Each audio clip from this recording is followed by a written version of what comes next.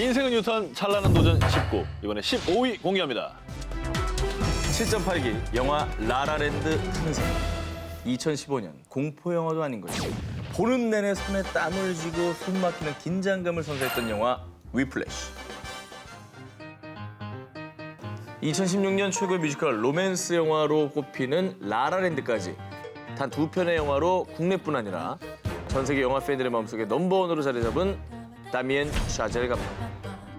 어린 시절부터 집에서 자주 재즈를 연주했던 아버지 덕분에 그는 자연스럽게 재즈 음악을 접했는데요. 그러면서 10살 때부터 드럼 스틱을 잡고 재즈 드러머에 대한 꿈을 키웠고요. 그 꿈은 쭉 이어져서 고등학교 시절에는 교내 스튜디오 밴드에서 재즈 드러머로서 활동을 하게 됐는데요. 대학 진학을 앞둔 다미엔은 오랜 시간 마음속에서만 키워오던 또 다른 꿈이 꿈틀대는 것을 느낍니다. 바로 영화 제작에 대한 꿈이었죠. 그래, 음악을 완전히 포기하는 게 아니라 음악이 있는 영화를 만들어 보는 거야. 음악가가 아닌 영화에 도전하기로 결심을 합니다. 그렇게 그는 하버드대 재학 시절이던 2006년 위플래시보다 라라랜드의 시나리오를 먼저 완성을 했고요. 시나리오 완성 직후 할리우드에서 영화 라라랜드 제작자를 물색한 다미엔. 하지만 당시만 해도 이름이 없는 신인이었던 다미엔의 시나리오에 선뜻 손을 내미는 영화 관계자는 단 한 명도 없었습니다. 여기에 냉정한 현실과 직면한 다미엔은 라라랜드는 잠시 내려두고 학창시절 재즈밴드에서 활동했던 경험을 살려 위플래시 시나리오를 완성하게 됩니다. 먼저 맛보기로 주요 장면만 살려 완성한 단편 위플래시가 2013년 썬댄스 영화제 단편 부문에서 심사위원상을 수상하면서 결국 제작 투자와 지원을 받을 수 있게 됐고요. 이때 받은 투자로 다시 제작한 장편 위플래시가 바로 다음 해인 2014년 썬댄스 영화제에서 심사위원 대상, 관객상을 수상하는 쾌거를 이룸과 동시에 흥행에도 성공하면서 드디어 다미엔이 처음부터 만들고 싶었던 라라랜드를 제작할 수 있게 된 거라고 합니다. 자, 이렇게 제작된 라라랜드가 제74회 골든글러브 시상식에서 전무후무한 7관왕을 달성했고요.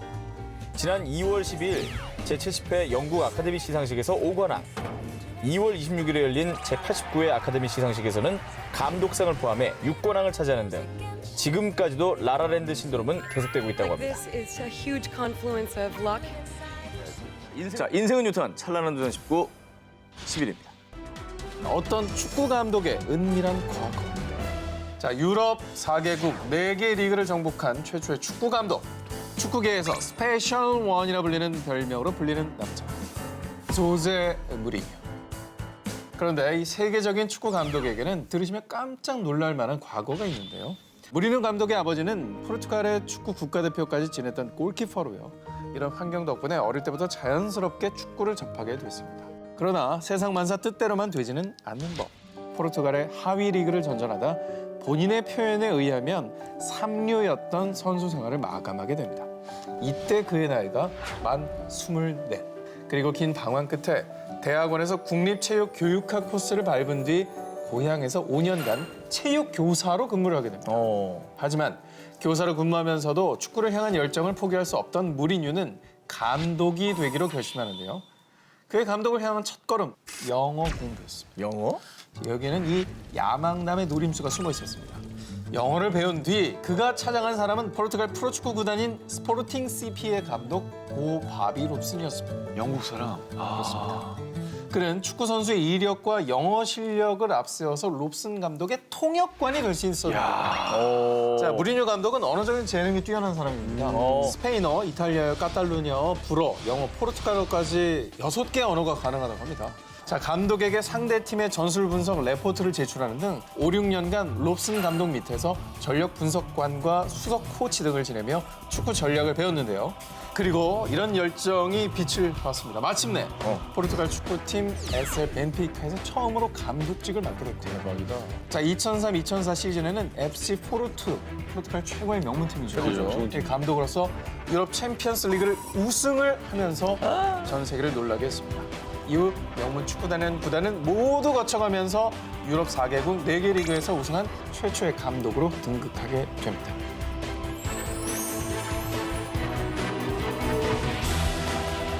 그리고 안정적인 노후를 박차고 소위 젊은이들의 판에 도전장을 내민 백발 할아버지가 있습니다. 프랑스 파리에 살고 있는 필립 두마스. 그는 은퇴 뒤에 2015년 미국의 유명 커뮤니티 사이트 레땡에 사진을 한 장 공개하고 이렇게 작성을 했죠. 나는 은퇴했지만은 내 인생의 오랜 꿈이었던 모델이 되기 위해서 말이오. 마지막으로 도전할 거예요. 젊은 시절 영화업계에서 20년, 광고업계에서 10년 이렇게 근무한 그는 늘 카메라 밖에서만 배우들과 모델들을 지켜보면서 자연스럽게 모델에 대한 꿈을 키웠다는 건데요. 하지만 모델이 되기에는 너무 늦은 나이와 또 이미 60년의 세월을 그대로 말해주는 몸매까지 이 모델이 될 수 있는 조건은 단 하나도 갖추고 있지 않았던 그는요. 먼저 모델에 맞는 몸매를 가꾸기 위해서 하루도 빠짐없이 헬스장을 찾아 몇 시간씩 근육 운동을 했고요. 포즈를 만들기 위해서 발레와 춤까지 배우셨다고 합니다. 그리고 거기에 자신이 소시적 입었던 옷들을 지금 트렌드에 맞게 매칭해 자신만의 패션 화보를 별스타그램에 올렸다고 합니다. 그렇게 노력한 60대 노인 필립 두마스의 도전. 그런데 정말 기적적으로 레땡 커뮤니티 사이트에 올린 그의 중후하고 멋스러운 모습에 실제 모델이 될 기회까지 얻게 된 거죠. 그리고 채널 부자 루비똥과 어깨를 나란히 하는 독일의 대표 브랜드 제이의 화보 모델의 기회까지 얻었다고 합니다. 저는 진짜 저 사진에서 제일 좋은 게 저분의 눈빛이에요. 저 왼쪽 눈빛, 사진. 저도요. 네. 뭐랄까 할 수 있다는 느낌? 60으로 누가 보나요? 저 얼굴. 그럼요. 그죠? 네. 자, 인생은 뉴턴 찬란한 도전 19, 16위 발표합니다. 40주부의 빵빵한 도전. 자, 월스트리트에서 일하는 주식 중개인 남편을 만나 새 아이의 엄마가 된 미국의 평범한 가정주부 마가렛 러드킨. 1929년 당시 미국을 강타한 유례없는 경제 대공황 때문에 갑작스럽게 가세가 기울기 시작한 건데요. 자, 하지만 엄마 마가렛의 걱정은 경제적인 것뿐만이 아니었습니다. 막내 아들 마크의 건강까지 문제가 생긴 건데요. 주치의는 마크에게 가공식품은 절대, 전혀, 네버 입에도 대면 안 된다는 처방을 내렸죠. 자, 그리고 우선 아들의 건강부터 챙기기 위해 통밀을 직접 갈아서 빵을 만들었는데요. 과거 할머니가 구워주시던 빵 맛을 떠올리며 만들고 또 만든 결과 그래, 이 맛이야. 자, 그리고 결국 마크뿐만 아니라 온 가족의 입맛까지 사로잡게 됐고요. 심지어는 이 빵 맛을 본 아들 마크의 주치의가 다른 환자에게도 이 빵을 처방하고 싶으니 빵을 더 만들어줄 수 있나요? 라고 말할 정도였다고 합니다. 자, 그리고 이 말에 큰 용기를 얻은 마가렛은 빵을 진열대 진열하기가 무섭게 순식간에 팔려나갔고요. 와. 그리고 쉴 새 없이 주문이 밀려들어 마가렛은 자신의 부엌에 일을 도와줄 주부들을 고용하기에 이릅니다. 자, 이렇게 해피엔딩으로 이 도전기는 끝날 것 같았지만 세계 2차 대전이 발발하면서 좋은 원료의 공급이 원활하지 않게 된 건데요. 자, 하지만 그녀는 이 위기에 굴하지 않고 새로운 도전을 시작합니다. 쿠키의 특별한 맛을 찾아 본인이 직접 유럽 전역을 돌아다니고 발품을 판 끝에 1956년 미국에서 최초로 명품 고급 과자의 시장을 연 사람이 됩니다. 이후 그녀의 사업체는 2010년 한 해 매출액이 약 13억 달러, 한화로 약 1조 4,800억 원에 달하는 거대한 제과 기업으로 탄탄하게 자리매김하게 됐다고 합니다. 자, 제가 빵 현장에 가져왔어요? 쿠키를 가져왔습니다. 네, 먼저 아유, 두툼하네요. 이거는 예. 이제 초코칩 쿠키고요. 이거는 이제 딸기 쿠키. 이게 일단 모양도 되게 균이네요. 이뻐. 재료가 좋네. 재료가 좋아. 이거. 이거 많이 맛있어요. 딸기. 여기 그래도 제일 유명한 것 중에 하나가 이 딸기 쿠키거든요. 인생은 뉴턴, 찬란한 도전 19 이제 14위입니다. 이 세상 어디에도 없는 소울 서퍼. 맑고 푸른 바다가 눈부신 하와이 북서부의 아름다운 섬 카우아이. 이곳에서 태어난 베서니 해밀턴은요. 걸음마만큼 자연스럽게 서핑을 배웠고요. 특출난 재능을 보여서 고작 13살의 나이에 여러 아마추어 대회에서 우승을 차지하는 것은 물론 유명 서퍼 업체의 후원까지 받으며 세계적인 프로 서퍼를 꿈꾸고 있었는데요. 그러던 어느 날 불행은 예고 없이 덮쳤습니다. 2003년 10월 31일 여느 때와 다를 바 없이 가족, 친구들과 서핑을 즐기던 베서니의 눈앞에 회색 물체가 번쩍하더니 곧바로 어디서도 느껴보지 못한 강한 통증이 느껴진 건데요. 주위의 친구들이 사고를 알아차렸을 땐 이미 베서니의 왼팔과 보드의 일부분이 크기 4.3m의 뱀 상어에게 뜯어먹힌 상태였습니다. 어머머머. 팔을 잃고 좌절에 빠져있을 베서니를 안타까워하던 그때 베서니는 자신을 이렇게 만들었던 서핑보드에 다시 오르기로 한 건데요. 보기도 싫텐데. 그런데 아시다시피 이 서핑이라는 게 균형 감각이 굉장히 중요한 거 아니에요? 제일 중요하죠. 그게 네. 다죠. 그래서 베서니는 자신에게 맞게 표준 보드보다 길고 두꺼운 커스텀 보드를 제작해 초보자의 마음으로 서핑을 다시 배우기 시작했고요. 말도 안 돼. 저게 원래 팔을 양쪽으로 딱 벌려서 균형을 잡아야 되는 거잖아요. 그래도 쉽지 양쪽으로 않은데. 벌리고 다리를 버티기도 쉽지 않아요. 맞아요. 자, 그렇게 사고가 일어난 지 3개월이 채 되지 않은 2004년 1월 10일. 베서니는 다른 선수들과 동등한 조건 아래 전국대회에 참가했고요. 특히 지난 2014년에는 하와이에서 열린 여성 서퍼 대회에서 우승을 차지. 대박. 또 작년 피지에서 열린 세계 서핑 대회에서는요. 대회에 참가한 21명의 프로 선수 사이에서 무려 3위에 오르면서 많은 이들에게 뜨거운 감동을 안겨줬다고 합니다.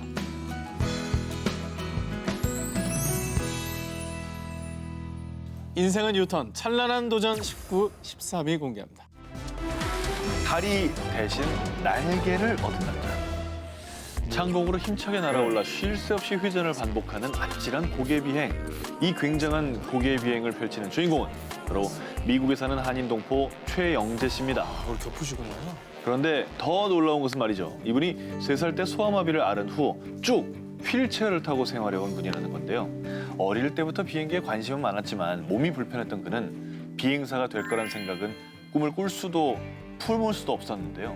어느 날 양팔이 아닌 2발로 핸들을 잡고 비행기를 조종하는 세계 최초의 양팔 없는 비행기 조종사 제시카 콕스. 그녀의 모습을 본 후에 50대의 늦은 나이였음에도 불구하고 파일럿에 도전하기로 결심을 했고요. 그는 지인으로부터 미국의 비영리 재단 에이블 플라이트에 대한 이야기를 듣게 됩니다. 에이블 플라이트는 1년에 한 번 5명에서 6명가량 소수의 장애인을 선발해 비행 교육을 실시하는 곳으로요. 그에게 비행사의 꿈을 심어준 제시카 콕스 역시 이곳에서 처음 비행 훈련을 받았었죠. 이 소식을 들은 그는 저는 파일럿이 되어 저와 같은 처지에 있는 이들에게 희망과 격려를 주고 싶습니다. 라는 내용의 에세이를 작성해 신청서를 보냈고요. 마침내 2013년 동양인으로는 최초로 에이블 플라이트 학생으로 선발됐다는 통보를 받게 되죠. 그렇게 6주간 퍼듀 대학교 항공과에서 이론과 실습 교육을 받게 된 그. 퍼듀 대학교 기억나시죠? 엄청난. 예.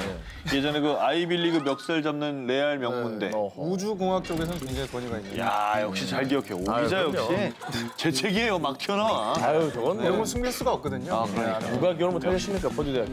하지만 비행사가 되기 위한 훈련은 그 어느 것 하나도 쉬운 게 없었습니다. 이론 필기 시험을 통과할 때까지 매일 지상 교육을 받아야 했던 건 물론이고요. 총 40시간의 비행과 4-5시간의 솔로 비행을 이수해야 했고요. 강도 높은 모든 훈련을 끝까지 이수한 후에 마침내 꿈에 그리던 경비행기 조종사 자격증을 따게 됐습니다. 이야, 멋있다. 그렇게 한인 장애인 최초로 파일럿이 된 최영재 씨. 장애인도 고개 비행을 할 수 있음을 보여주기 위해서 평상시 중력 가속도의 약 4배에 달하는 무게를 온몸으로 받아야 하는 고개 비행에까지 도전. 이를 멋지게 성공해내기까지 했습니다. 인생은 유턴. 찬란한 도전 19, 12위 발표합니다. 길에서 운명을 바꾸는 자. 아버지를 잃고 새아버지, 엄마, 또 3명의 누나와 함께 살아가던 크리스 가드너. 하지만 불행하게도 새아버지는 그들에게 정신적, 육체적 학대를 일삼았습니다. 그가 6살 때 불행한 결혼 생활을 참지 못한 크리스 가드너의 어머니는 남편이 있던 집에 불을 질렀고요. 이 일로 그의 어머니는 감옥에 가게 됩니다. 그는 스스로 태어난 것부터 실패였다라고 말할 정도였습니다.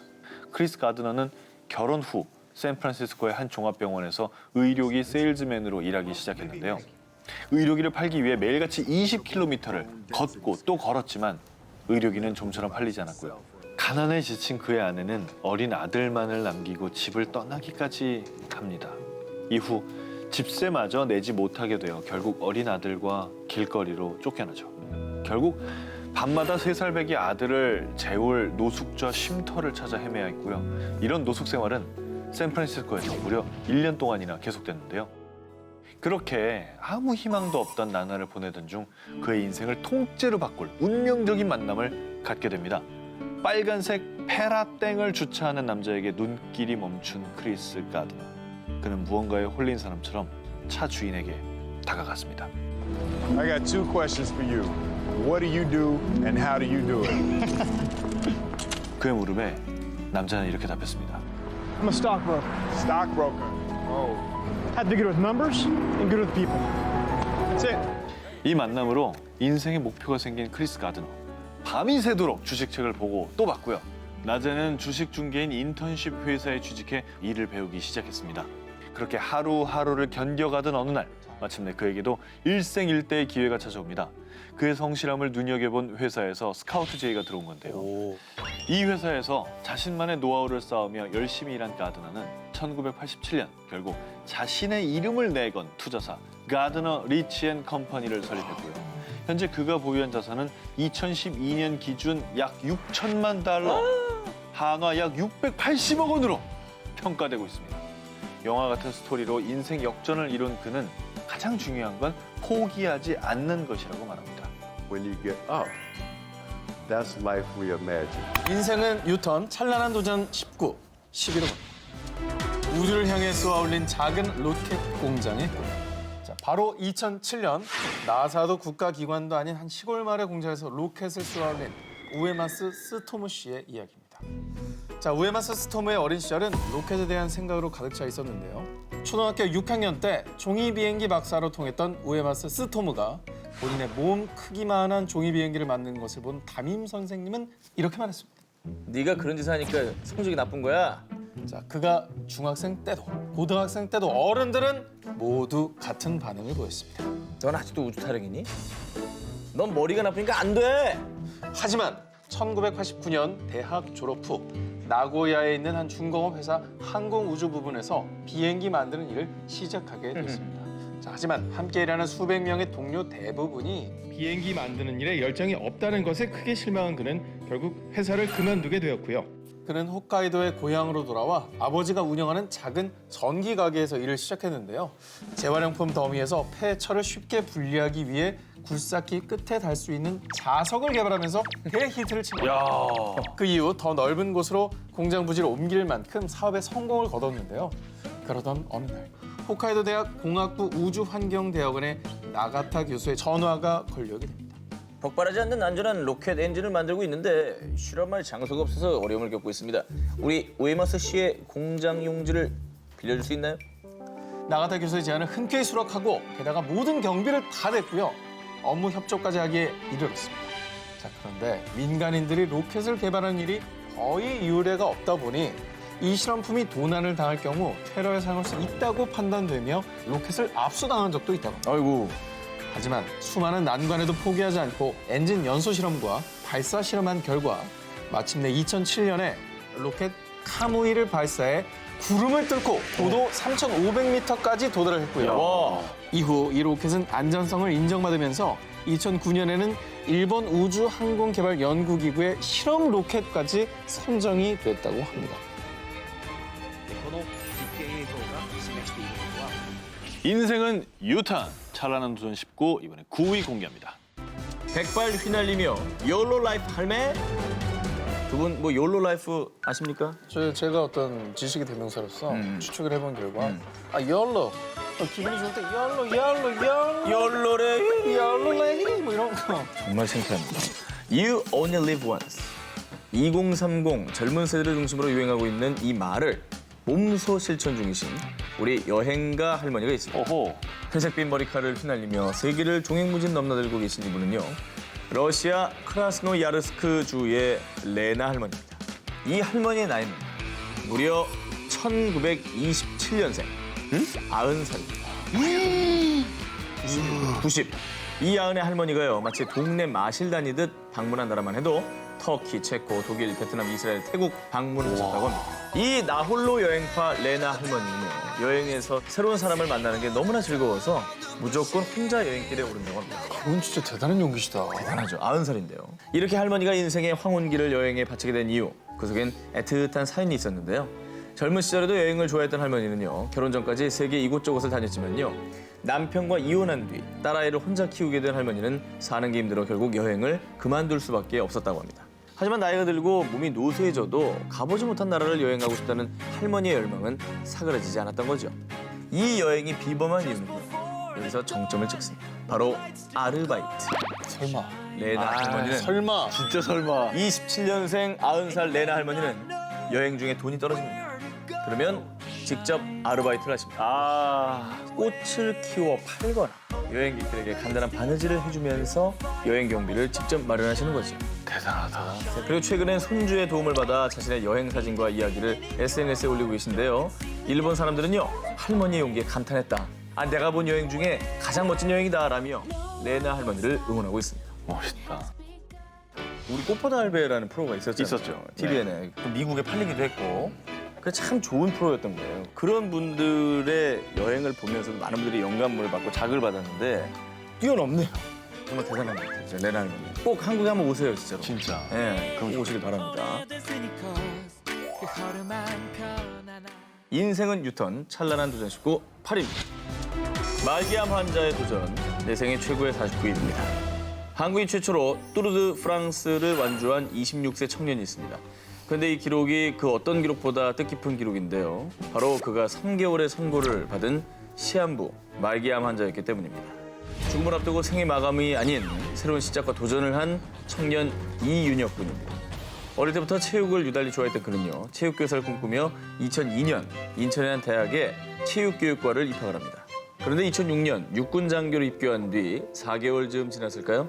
갑자기 소화가 안 되고 어지러움을 느끼는 일이 잦아지기 시작했습니다. 결국 소화제를 처방받기 위해 찾은 병원. 그런데 검진 후 결체 조직 작은 원형 세포암 말기입니다.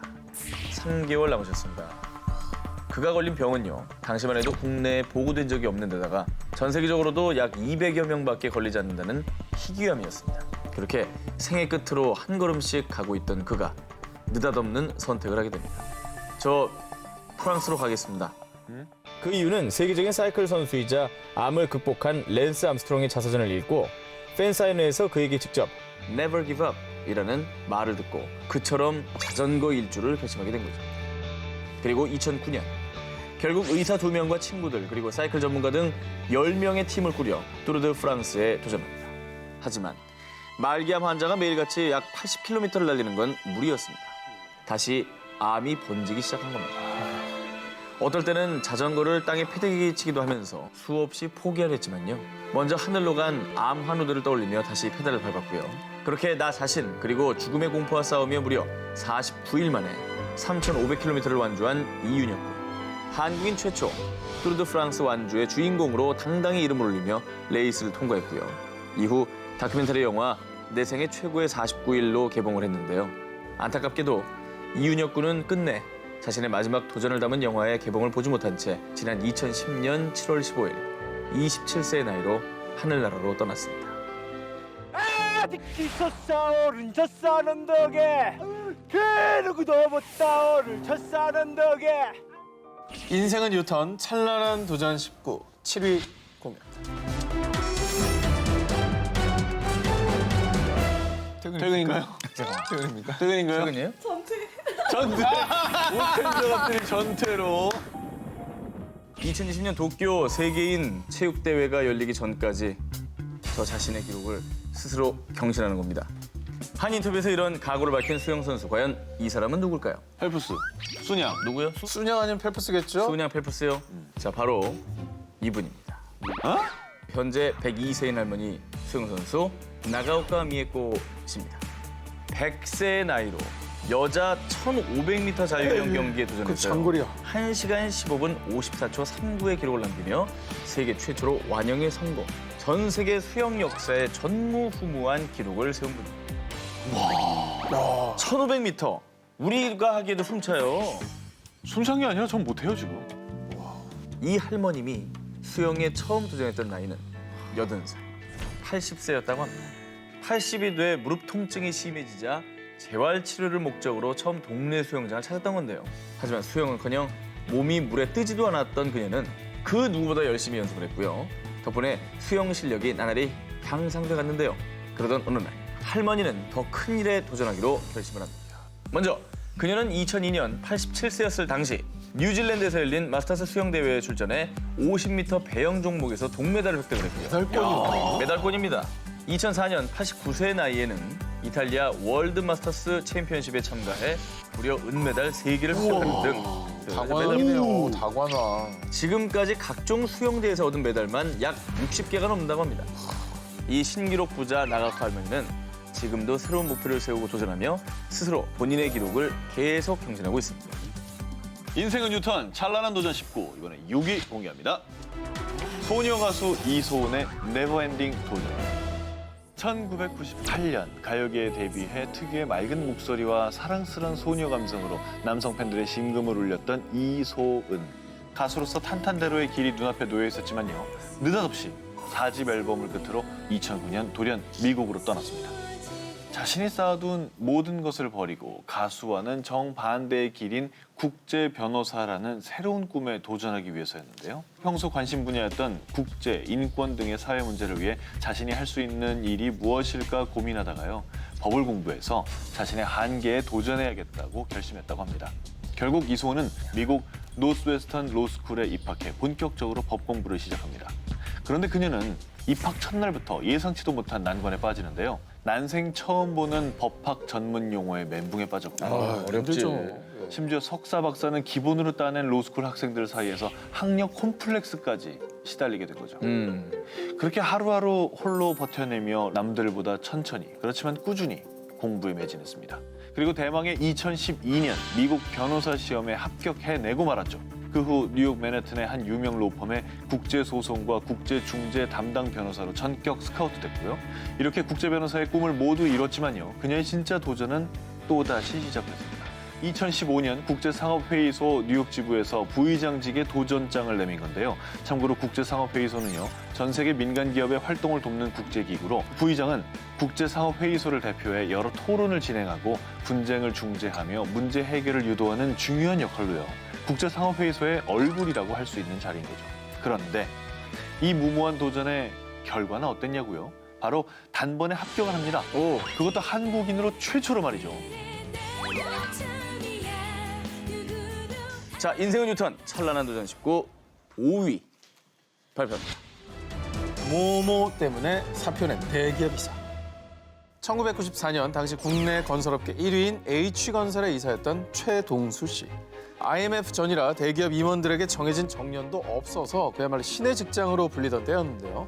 그는 나이 55에 약 20년간 몸바쳐란 직장에 사직서를 던졌습니다. 자네, 머리가 어떻게 된 거 아닌가?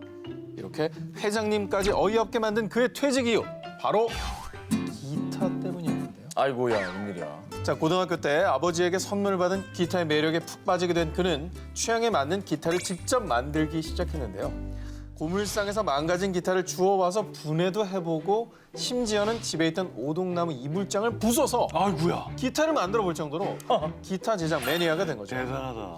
자, 이런 최동수 씨의 기타 사랑은 결혼 뒤에도 쭉 계속됐는데요. 자, 그렇게 시간이 지나 아이들이 어느 정도 자란 뒤 인생 1막은 아이들을 위해 투자했으니까 2막은 당신의 정신적 자유에 투자하세요.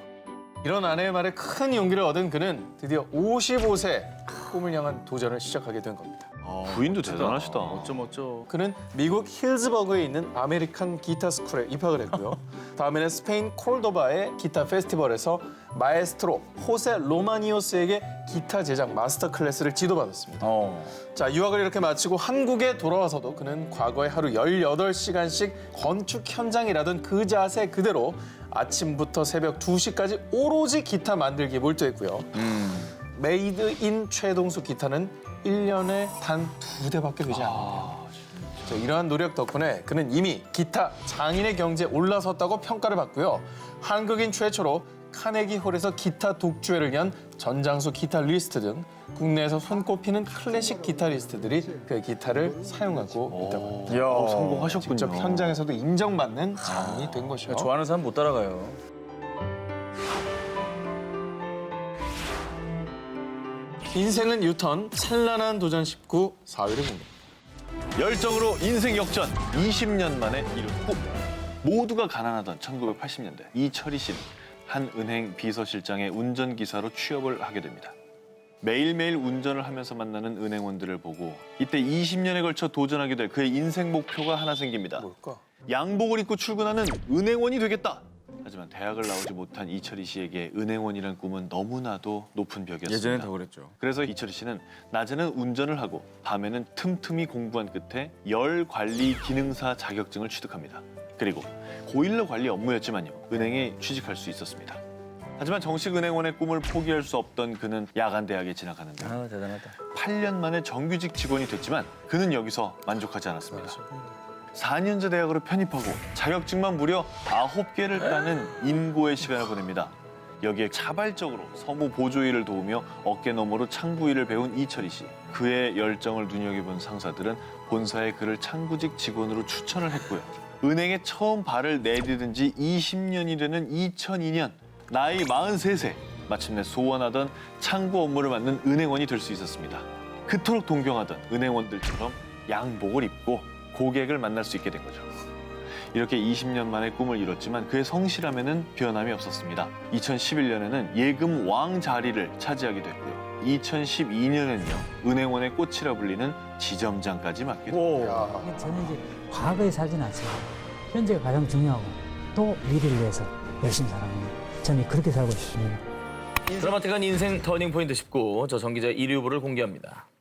시대적인 비극과 아픈 가족사. 거기에 자신의 꿈을 가로막은 컴플렉스까지 이겨내며 살아있는 신화가 된 한 남자가 있습니다. 돈 벌러 나갔다는 둘째 삼촌이 6.25 전쟁 때 인민군의 장교가 돼 돌아온 뒤 소위 빨갱이 집안으로 낙인 찍혀 지독한 연좌죄의 고통. 그러나 이 꼬마 아이는 그 참담한 속에서도 절대 놓지 않은 꿈이 있었습니다. 바로 화가의 꿈이었죠. 누군지 알겠습니까? 아니, 이 정도 얘기하고 어떻게 알아요? 미대 진학을 위해서 생명 검사를 받았는데 생각지도 못했던 색약 판정. 그렇게 꿈이 좌절되자 방황의 날들만 계속됐는데요. 그런데 친구의 말 한마디가 그의 인생을 송두리째 바꿔놓게 되죠. 아유, 색약이 뭐 어때? 아니 그럼 색구별 안 해도 되는 그림을 그리면 되잖아. 좌절을 딛고 만화가의 꿈을 펼쳐 한국 만화계의 거장이 된 그! 난 내가 기뻐하는 일이라면 바로 이연세 화백의 사연이었습니다. 와, 그런 사연이 있었어요. 한국 성인 만화의 출발점이자 분수령을 이끈 공포의 외인 구단. 마치 본인의 성장기를 그린 듯 핸디캡을 가진 선수들이 역경을 딛고 성장하는 거기에 삼각 로맨스까지 담겨서 엄청난 인기를 끈 바 있습니다. 정말 마동탁을 그렇게 싫어했어요, 제가. 그때. 삐쭉삐쭉삐쭉 힘있게 표현한 까치머리 등 강렬한 붓터치와 음영을 사용해 자신만의 특유한 그림체를 구축했죠. 20, 30대들도 이 한 컷은 다 할 겁니다. 어머, 이건 사야 해! 컷으로 유명한 이 그림. 짤로 엄청 많이 돌고 있죠. 어머, 이건 사야 돼. 이 그림이 바로 그 만화의 장면입니다. 그리고요, 2015년에는 60대 연세에도 엠포털 웹툰 연재에 도전하셨어요. 재밌는 게 한 만화가 협회 회장까지 맡으셨던 분인데요. 웹툰 신인상을 받으셨다고 합니다. 거장에게 감히 신인상을 주다니. 근데 상 주는 사람도 받는 사람도 약간 뻘쭘한 네. 상황이에요. 포기했지만 끝까지 포기하지 않은 한국 대중만화의 살아있는 신화 이연세 화백. 그는 이런 명언을 남겼습니다. 나 같은 사람도 꿈을 이룰 수 있었던 건 나는 될 것이라는 강력한 믿음이 있어서였다. 드라마틱한 인생 터닝 포인트 19, 14위 공개합니다. 황금 목소리 노숙자의 인생 역전. 2011년 미국 오하이오주의 한 도로변. 낡은 옷차림, 떡진 머리, 그리고 피골이 상접한 얼굴로 사람들에게 구걸하는 노숙자 테드 윌리엄스. 아이고, 힘들어 보이시네. 1986년경 마약 중독에서 헤어나오지 못해 직장에서 해고되고 가족들에게도 버림받아 결국 노숙자 신세로 전락했고요. 그렇게 거리에서 허비한 시간이 무려 20여 년. 그가 정신을 차렸을 땐 모든 게 너무 늦어버린 상황. 내게 유일하게 남은 건 내 목소리뿐이야. 목소리가 좋았나? 설마 뭐 가수 오디션? 1980년대 초 20대 때 그가 몸담고 있던 직장은 오하이오주의 모 지역 방송국. 그는 그곳에서 라디오 DJ로 활약했습니다. 당시에는 촉망만 낸 라디오 DJ였다고 해요. 그런데 장장 20년 만에 아직은 쓸만한 재능, 자신의 목소리로 새 시작을 꿈꿨습니다. 그리고 나는 신이 주신 선물을 가졌습니다. 라고 쓰인 골판지를 들고요. 최고의 올드팝을 듣고 싶다면 98.9를 들으세요. 이렇게 유명 진행자부터 각종 경기 해설까지 거리에서 성대모사를 하기 시작했죠. 그런데 2011년 1월 우연히 거리에서 테드를 본 지역신문 기자가 그 영상을 촬영해 너튜브에 올린 건데요. Hey, I'm gonna make you work for your dollar. Say something with that great radio voice. When you're listening to nothing but the best of oldies, you're listening to Magic 98.9. 와, 미국 라디오에서 많이 들었던 목소리인데? 진짜 난 이걸 보자마자 너무 저 목소리가 부럽다라는 아니, 생각이 우리 다 갖추지 않았잖아. 그러면 그 미국 그 AFN 라디오를 틀어놓거든요. 이글 FM. 이글 FM. 미군들이 많이 나와요. 저 목소리가. 성대모사를 똑같이 하신 거잖아요. 네, 맞아. 네. 자, 그런데 이 노숙자 테드에게 정말 기적 같은 일이 생깁니다. 테드의 매력적인 바리톤 음색은 순식간에 사람들 귀를 사로잡으며 Live in concert. 정말 신이 내린 목소리네요. 이대로 썩히기 아까운 재능이에요. 라는 반응이 쏟아졌습니다. 그리고 미국의 유명 언론에서도 황금 목소리를 가진 노숙자라고 보도가 되고요. 또 유명 방송국의 아침 방송까지 출연한 노숙자 테드. 어머, 자, 그리고요. $10,000 드리죠. 우리와 함께 일합시다. 미국 전미 미식 축구 연맹을 비롯한 농구, 야구 등 각종 스포츠 구단과 여러 지역 방송국에서 테드를 서로 모셔가려고 러브콜까지 보냈다고 합니다. 한 정말 목소리가 옥구슬 굴러가잖아. 자, 이렇게 인생 대역전의 기회를 얻게 된 현재 테드는 미국 NBA 클리블랜드 팀의 장내 아나운서가 됐고요. 어머. 거액의 계약금과 오하이오주에 있는 집 한 채까지 선물 받았다고 합니다. 어머머머머머. 그리고 정말 멋진 분인 게 노숙자들을 위한 재단 테드 윌리엄스 프로젝트를 세워 과거 자신처럼 절망에 빠진 이들을 돕고 있다고 합니다. 대단하다. 드라마틱한 인생 터닝 포인트 19, 13위를 공개합니다. 혜성처럼 나타난 당구 여제. 2017년 국토 정중앙배 우승. 2017년 대한 당구연맹 회장배 우승. 데뷔 1년 만에 한국 챔피언 자리를 거머쥔 주인공. 바로 캄보디아 출신 여성 스롱 피아비. 저 이분 기사 본 것 같아요. 그렇죠. 요즘 네. 방송도 많이 나오시고. 되게 화제가 됐다 방송 그러는데. 엄청 나오시잖아요. 네네네. 자, 그녀의 인생은 큐대를 잡기 전과 후로 나뉜다고 합니다. 2010년 남편 김만식 씨와 결혼한 뒤 한국에서 결혼 생활을 시작한 청주댁 스롱 피아비 씨. 그러던 어느 날 남편을 따라 우연히 당구장을 갔습니다. 우연히. 그냥 남편의 당구 치는 자세가 멋져 보여서 나도 한번 쳐볼까 하고 무심히 잡아본 큐대. 그런데 손에 착 붙더랍니다. 진짜? 그것은 데스티니. 운명이었습니다. 남편 따라 심심풀이로 시작해본 당구인데 뒤늦게 배운 당구가 밤새는 줄 모를 정도로 이렇게 재밌을 줄이야. 그리고 2018년에는 2년 연속 한국 여자 3쿠션 랭킹 1위를 차지합니다. 게다가 2018년 9월에는 세계 여자 3쿠션 선수권 동메달. 세계 대회를? 세계 대회. 같은 해 11월엔 아시아 여자 3쿠션 선수권 1위를 차지하며 국제 무대에서도 제대로 된 실력을 보여준 피아비 씨. 아니 뭐 전생에 당구 선수였나? 보통 세계 선수권 대회를 석권하는 국내 당구 선수를 보면요. 초등학교 3, 4학년 때 시작을 합니다. 그런데 스롱 피아비 씨는 무려 23살에 잡은 큐대로 단 1년 만에 두각을 나타낸 거죠. 큐대 하나로 인생이 180도 바뀐 당구 여신 스롱 피아비. 캄보디아에도 그녀의 활약이 전해져서요. 스포츠 스타 대우를 받고 있다고 합니다. 그녀를 자국의 큰 경사로 여긴다고 합니다. 그럴만하죠. 세계 1등인데. 그리고 그녀에게 또 다른 꿈이 생겼다고 해요. 더 성공해서 캄보디아에 학교를 짓는 것. 멋지죠? 당구 여신. 저희 기자들 모두 응원하겠습니다. 응원합니다. 드라마틱한 인생 터닝포인트 짚고 10위를 공개합니다. 인생은 한 방이다의 정석. 이번 특종은 문자 하나로 인생이 확 바뀐 가난한 싱글맘의 사연입니다. 4명의 자녀를 키우는 평범한 가정주부 비벌리 도란. 그런데 2015년 갑작스럽게 셋째와 넷째 아이가 연달아 자폐증 진단을 받는 가슴 아픈 일이 일어납니다. 하지만 남편 일도 변변치 않아 빠듯한 생활비와 시에서 나오는 생활 보조금 고작 320파운드, 약 46만 원으로 병원비까지 보태며 어려운 생활을 이어나갔습니다. 그런데 이 힘겨운 상황 속에 남편 션 프리스틀리는 이런 구질구질한 삶 정말 지겨워. 더 이상은 함께 못 살 것 같아. 우리 이혼해. 아내에게 이혼 요구까지 한 거죠. 인생을 또 같이 살았는데 좀 무책임한 거 아닌가요? 같이 그 역경을 이겨내야지 무슨 혼자 힘들다고 저러면 어떡합니까? 비벌리는 이 충격에 우울증까지 찾아오고 아픈 아이들을 데리고 지옥 같은 나날을 보내고 있었습니다. 그렇게 7개월이 지났을 무렵 그녀의 절망을 한순간에 뒤바꾸는 문자가 한 통 왔습니다. 문자? 그 문자의 내용은 뭐예요? 복권 당첨. 문자를 받고 비벌리의 머릿속을 스친 한 기억. 이틀 전에 그냥 무심히 복권 한 장을 샀던 거죠. 사긴 샀구나. 네. 이 믿을 수 없는 소식을 들은 그녀는 서둘러 복권을 찾아 당첨번호를 확인했습니다. 그런데 역시나 진짜였습니다. 어떡하면 좋아. 게다가 무려 1등 당첨. 어머머머. 그래서 약 1,450만 파운드. 이 엄청난 상금의 주인공이 된 겁니다. 당첨됐다는 정말 화난 저 미소. 패를 들고 있는 저 얼굴을 보세요. 아니 누군들 저 표정이 안 나옵니까? 그러니까요.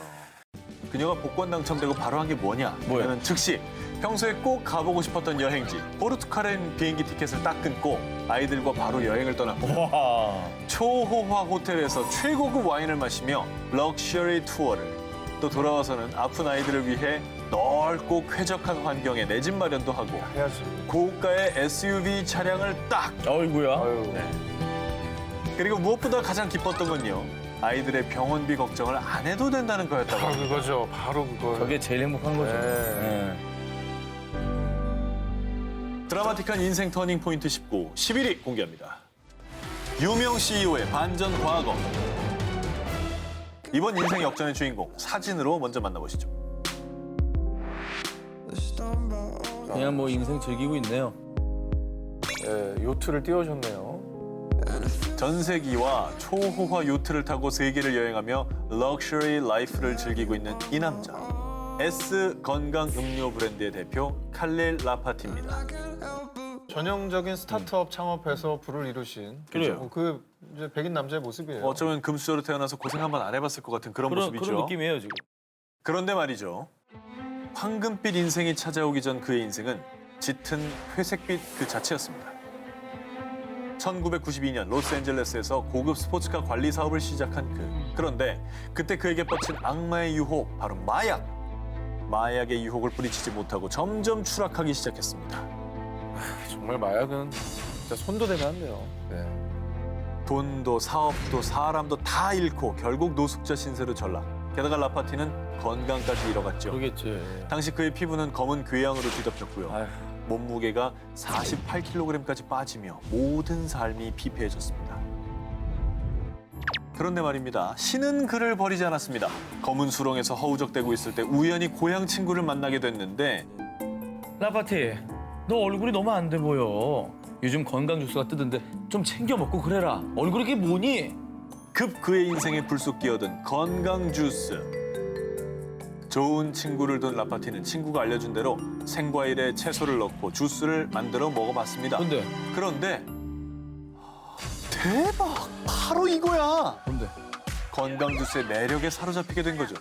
그래서 자신이 개발한 건강 주스를 판매하기로 결정합니다. 이게 정말 친구 잘 만나서 이렇게 잘 된 거잖아요. 그때부터 연구 또 연구, 더 건강하면서 더 맛있는 주스를 만들기 위해 설탕이나 시럽이 아닌 만수르의 간식으로 유명한 대추야자 또는 로얄 젤리 등으로 단맛을 낸 건강 주스를 출시. 2016년 기준 600만 달러, 연매출 67억 원을 기록. 현재는 건강 주스계 만수르가 된 칼릴 라파티. 그가 자신의 인생을 돌아보며 이런 말을 남겼답니다. 실패를 통해 많은 걸 배웠습니다. 포기하지 않으면 누구나 성공할 수 있습니다. 드라마틱한 인생 터닝 포인트 19, 10위 공개하겠습니다.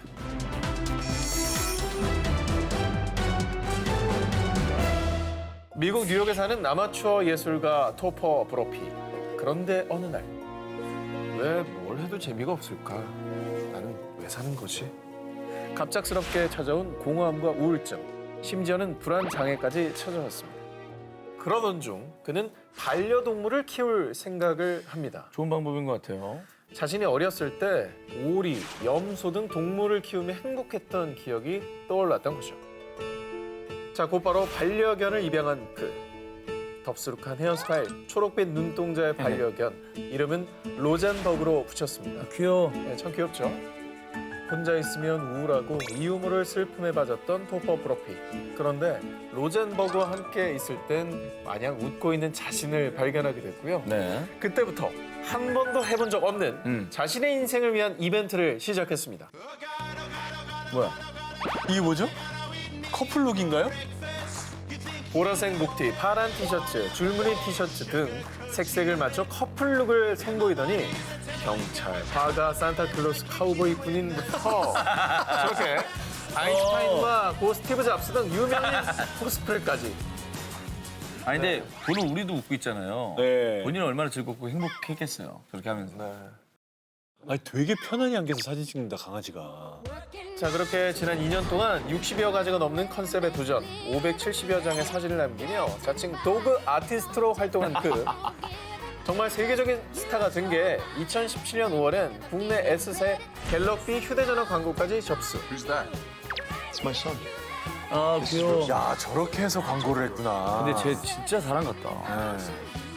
그리고 2017년 6월 또 한 번의 인생 역전을 한 그. 토퍼 브로피와 반려견 로젠버그의 커플 사진을 찍어준 사진작가 샹탈과 fall in love. 오 마이 갓.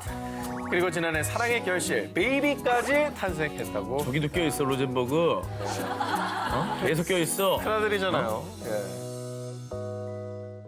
다음 특종입니다. 반려견과 차에서 내린 주인. 그런데 갑자기 도로 한가운데로 강아지를 몰고 가고요. 강아지 방석까지 휙 던져놓고 자기만 서둘러서 차에 탑니다. 영문도 모른 채 버려진 강아지는 같이 가자고 자동차 문에 매달려 꼬리를 흔들며 애원하는데요. 하지만 주인은 매정하게도 그대로 차를 몰고 떠나버렸죠. 꼬리치잖아 계속. 저럴 거면요 애초에 키우면 안 돼요. 그래서 얼마나 큰 상처입니까 저게. 아 진짜 나쁜 짓이야. 그러니까. 이 유기견은 다음날 한 행인이 발견해 영국의 동물학대 방지 협회에 보내졌습니다. 에휴. 자, 조사 결과 2살로 추정되는 핏불 테리어 종. 2살이에요 2살. CCTV가 공개되자 이 유기견을 향해 전 세계 네티즌들은 주인을 반드시 찾아서 처벌받길 바란다. 진정 사랑받을 수 있는 집에 입양되길이라는 격려를 보냈죠.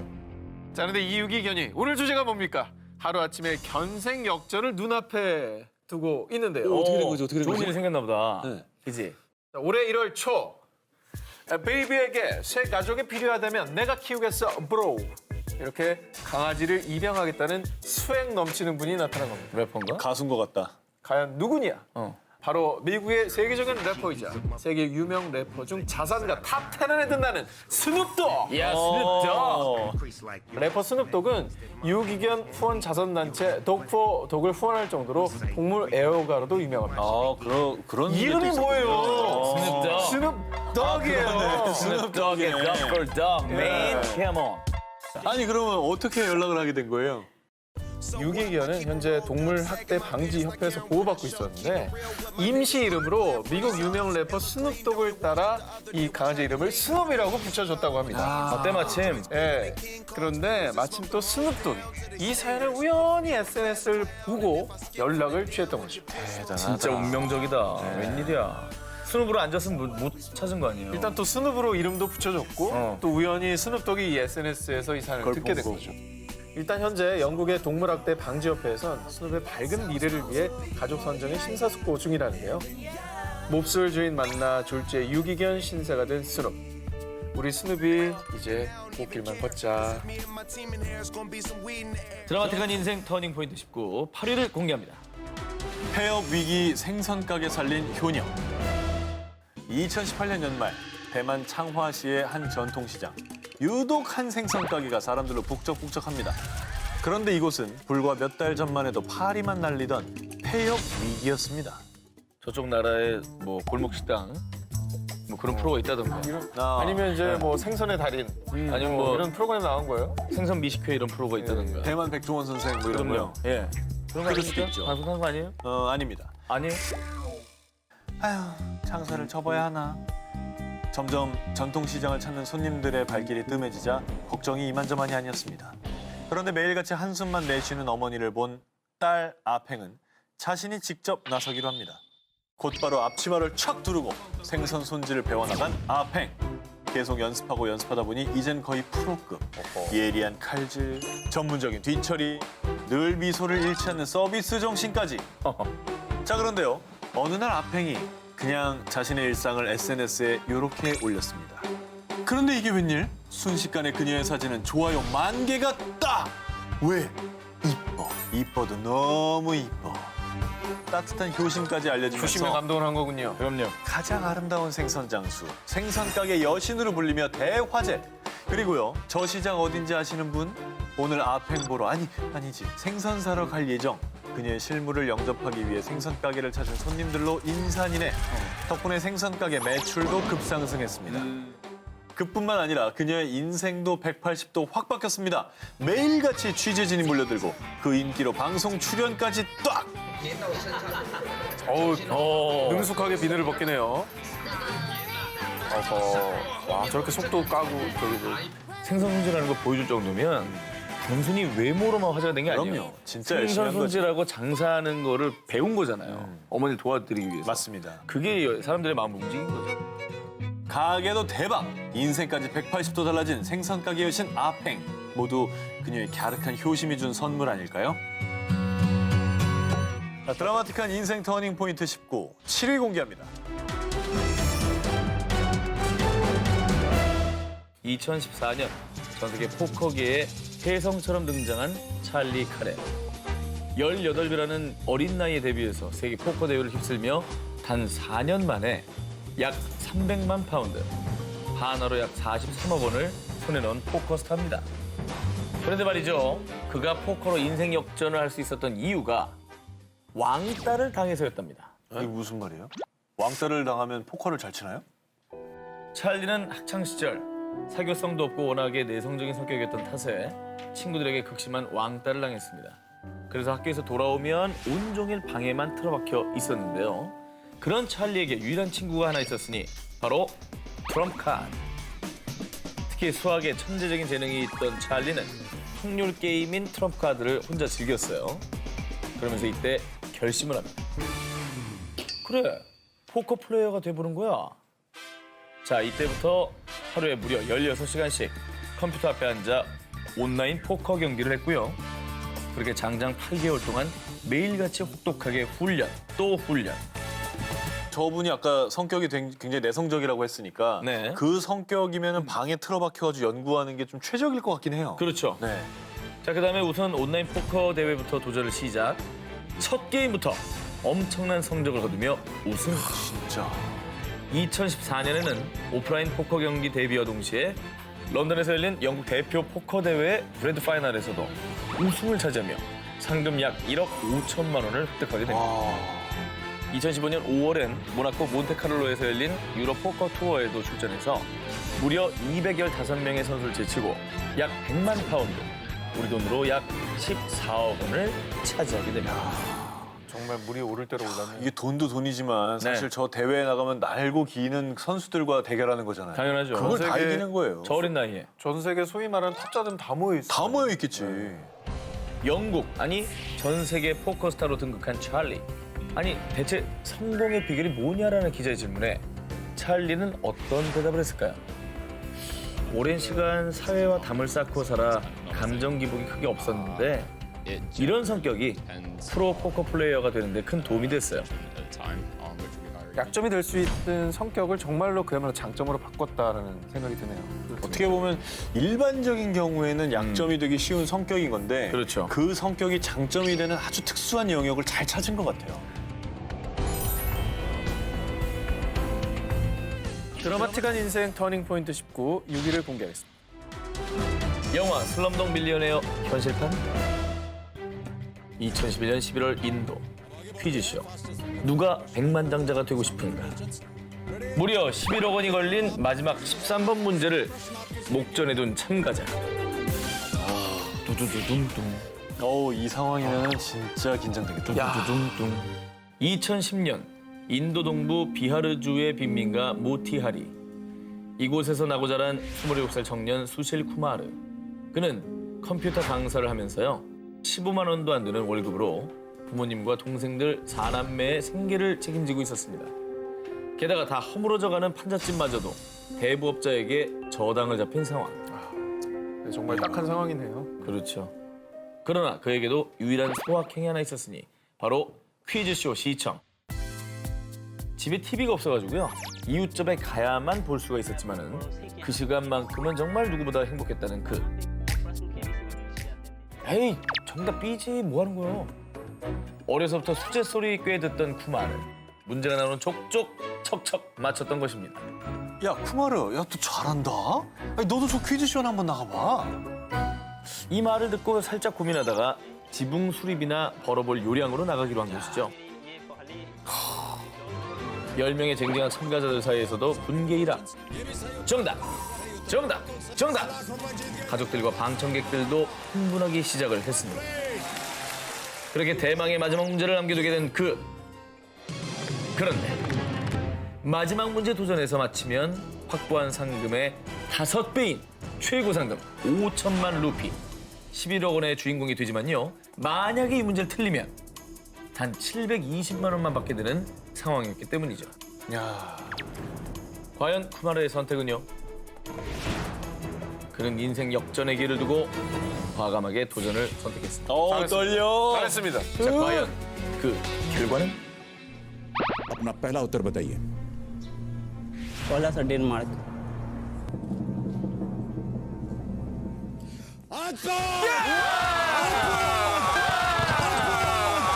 난리가 났어요.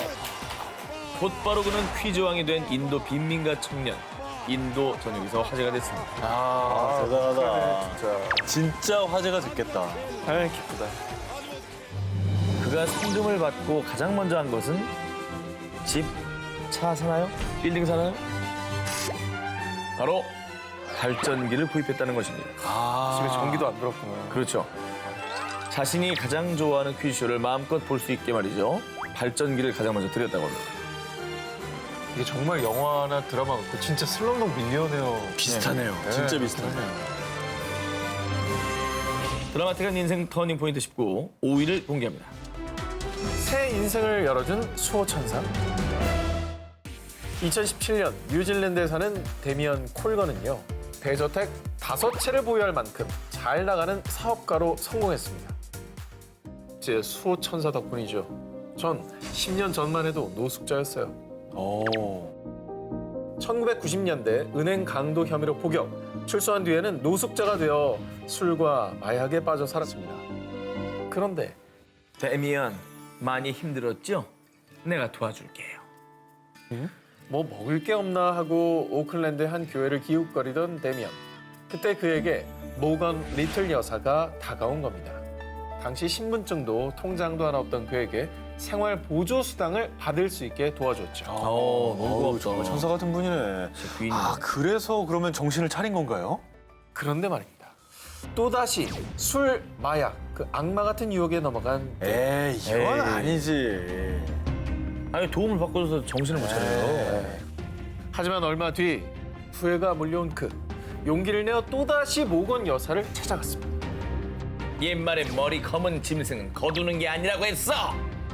이렇게 역정을 낸 게 아닙니다. 네. 아니었어요? 다시 해주십시오. 덕분에 연기가 많이 늘겠네. 데미안, 기다리고 있었어요. 밥은 먹었나요? 다시 한번 데미언의 손을 잡아줬습니다. 와, 천사네, 천사. 그때부터 본격적으로 일자리까지 마련, 또 대학교 공부까지 할 수 있게 해줬습니다. 결국 성공한 사업가의 길을 걷게 된 데미언. 와, 그리고 그의 이 감동적인 사연은 뉴질랜드 전역에 화제가 되었습니다. 야, 정말 다들 실패한 인생이라고 했을 때 저 내민 따뜻한 손이 한 사람의 인생을 송두리째 바꿔놨네요. 바꿨네요, 그죠? 진짜. 정말 살아있는 천사입니다. 드라마틱한 인생 터닝 포인트 19, 4위 공개합니다. 왕따 소녀, 챔피언 드다. 영국 더럼주에 사는 28살의 제이드 슬라빈. 참 밝아 보이죠? 그런데 그녀에겐 어린 시절에 큰 상처가 있었습니다. 쟤랑 다니면 거인병 균이 없는데 아우! 이렇게 늘 손가락질과 조롱을 받았던 겁니다. 그 이유는 그녀의 키가 무려 193cm였기 때문이죠. 어렸을 때부터 또래보다 늘 40cm는 더 컸던 그녀. 키가 큰 게 뭐 잘못이라고. 거인병 뭐 균이 없는다고요? 그게 뭐야, 말도 안 돼. 친구들의 손가락질에 대인 기피증까지 시달린 제이드 슬라빈. 딸아, 상처를 방어하는 법을 좀 배워보는 건 어때? 운동으로. 요즘 태권도가 인기라더라. 그런데 이 태권도가 그녀의 인생 1위도 확 뒤집어 놓을 줄이야. 와, 이거 어떻게 됐지? 태권도 하나로? 다리 길이만 무려 127cm. 우와! 우와! 저 정도면 2층에 있는 사람도 때리겠는데요. 그렇죠. 이야. 충분히 가능하죠. 자, 이 긴 다리로 돌려차기를 딱 하면 다 나가 떨어지게 됩니다. 후두둑 날아가겠네. 아, 멋있다. 게다가 같이 태권도를 배우던 친구들은 나도 너처럼 키 커서 태권도 잘하고 싶어. 누군가 그녀의 큰 키를 부러워하긴 처음이었습니다. 이 말을 처음 들었을 때 그 기분이 어땠겠습니까? 아, 눈물 났겠다, 정말. 그날부터 태권도를 운명처럼 여긴 그녀. 5년 만인 21살에 영국 태권도 국가대표로 발탁. 어머! 어? 아, 이거 가까이 오지도 못하네. 신체 스펙이 살짝 발 들었는데 어깨 높이까지 올라간 거 보였어요. 맞아요. 예. 그 뒤에 2014년 영연방 선수권 대회, 2016년 오스트리아 오픈 대회, 2017년 프랑스 오픈 대회까지 모두 금메달을 획득합니다. 현지 언론에서는 그녀를 아름다운 거인이라 칭하며 대극찬을 쏟아냈습니다. 메달 수집하셨어요. 주렁주렁 매달았습니다. 지금은 태권도 코치가 돼서 제2의 제이드 슬라빈을 양성하고 있는 그녀. 또 큰 키의 매력을 살려서 모델 활동까지 하고 있다고 합니다. 자신감.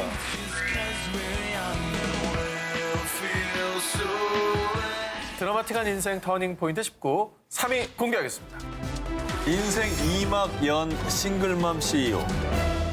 당장 끼니를 해결 못해 내일이 두려웠던 무일푼 싱글맘이 이것 하나로 인생 역전을 했다는데요. 어허. 2007년에는 아프리카 유니버스 대회에서도 우승을 차지할 정도로 빼어난 미모를 자랑했던 하마만. 이후 한 남자를 만나 가나의 대도시에서 두 딸을 낳으며 남부럽지 않게 살았는데요. 그러던 어느 날 남편이 바람이 난 겁니다. 아이고. 뭐야. 결국 하마맛은 시골 마을로 이사를 갔습니다. 막막함에 머리를 싸매고 있었는데 그녀의 눈에 들어온 것이 있었으니 바로 시어버터. 보통 핸드크림으로 많이 쓰는. 그렇죠. 네, 맞습니다. 유지방이잖아요. 그래서 네. 화장품으로도 많이 쓰고 있죠. 시어나무 씨에서 추출한 식물성 지방 시어버터.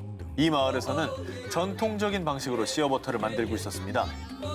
그래, 시어버터를 만들어 팔자. 이거면 우리 딸들 학교는 보낼 수 있을 거야. 비록 남편은 떠나갔지만 새 희망을 품고 즐겁게 시작했습니다. 그리고 어느 날 사람들과 시어버터 만드는 영상을 재미로 SNS에 올렸는데요. 네. 마치 리포터처럼 인터뷰도 하며 시어버터 제조 과정 하나하나를 영상에 담았죠. About the shea nut tree. 오. 그런데 저 영상을 보고요. 뜻밖의 일이 일어났습니다. 하마맛이 올린 영상의 조회수가 100만 뷰를 찍더니 오. 급기야 SNS를 통해 시어버터를 사고 싶다는 주문 요청이 쇄도 그것도 전 세계에서 마구마구 들어온 거죠. 전 세계에서? 전 세계에서. 주 원산지인 아프리카에서 그것도 전통 방식으로 만드는 영상을 생생히 공개하니 얼마나 신뢰가 갔겠습니까? 간 거죠. 그렇습니다. 자, 그래서 그때부터 자신의 이름을 딴 브랜드를 만들어 본격적으로 시어버터 판매를 시작한 하마맛. 저 봐봐. 쇄골 쪽 피부 봐봐. 광 나잖아, 광. My hand. So this stuff is gold. 미래가 암울했던 무일푼 싱글맘에서 이제는 어엿한 뷰티 브랜드 CEO가 된 하마맛. 그녀는 모든 싱글맘들에게 이렇게 말한다고 합니다. 포기하지 마세요. 당신은 소중한 사람이니까요. 자, 그럼 드라마틱한 인생 터닝 포인트 19. 오 기자와 전 기자 각 한 개씩 남아 있습니다. 두 기자 1위 후보 헤드라인부터 공개해 주시죠. 할리우드 대표 작가의 은밀한 과거. 컴플렉스를 극복하고 신화가 된 남자. 드라마틱한 인생 터닝 포인트 19. 저 오기자의 1위 후보 공개하겠습니다. 2008년 2월 제80회 아카데미 시상식에서 누구보다 아름다운 밤을 보낸 이가 있습니다. Diablo Cody. 자, 그녀는요, 영화 주노의 각본가입니다. 아, 저 영화? 네. 수많은 명배와 유명 감독을 모두 제치고 그녀가 주목받은 이유, 그녀의 평범하지 않은 이력 때문이었습니다. 그게 뭐냐? 바로 스트리퍼. 아, 진짜? 자, 그녀는 대학 졸업 후 한 광고 대행사에 취업을 했는데 매일 타이핑, 복사, 타이핑, 복사. 반복되는 일상에 아주 염증을 느꼈습니다. 그러던 어느 날 재미로 스트리퍼 오디션을 봤는데 덜컥 합격. 자, 그런데 안타깝게도 인기도 뭐 크다, 또 돈도 크다. 결국 다시 돌아와 예전에 슬쩍 하다 접어든 블로거 작가로 전업했죠. 전에 쓰던 지루지루한 글 대신에 이번엔 스트리퍼의 경험담을 야무지게 써봤는데요. 처음 아마추어 스트립 대회에 나간 일, 또 손님들의 음흉한 취향, 성인 용품 추천까지. 이거는 잘 안 되기가 힘들었겠다. 직설적이고 유머러스한 글에 방문자 수는 무려 10,000명 돌파. 블로그 엄청나죠? 10,000명은 엄청난 숫자입니다. 대단하죠. 이번엔 아예 소설 캔디걸 스트리퍼로 살아온 1년으로 출간. 대박. 하자마자 베스트셀러에 등극했습니다. 마치 저 책을 쓰려고 스트리퍼를 했던 것 같잖아요. 그렇죠, 그렇죠. 자, 그리고 그녀의 블로그 팬이었던 영화 제작자 메이슨 노빅과 손잡고 만든 영화가 바로 주노였던 겁니다. 무려 제작비의 19배, 약 1억 4,300만 달러, 하나 1,613억 원의 흥행 수익을 거두며 초대박. 전 세계 내로라는 영화제에서 받은 각본상만 무려 7개. 게다가요, 할리우드의 거장 스티븐 스필버그도 그녀에게 러브콜을 보내 드라마 유나이티드 스테이트 오브 타라의 각본가로도 활약할 수 있었습니다. 이야.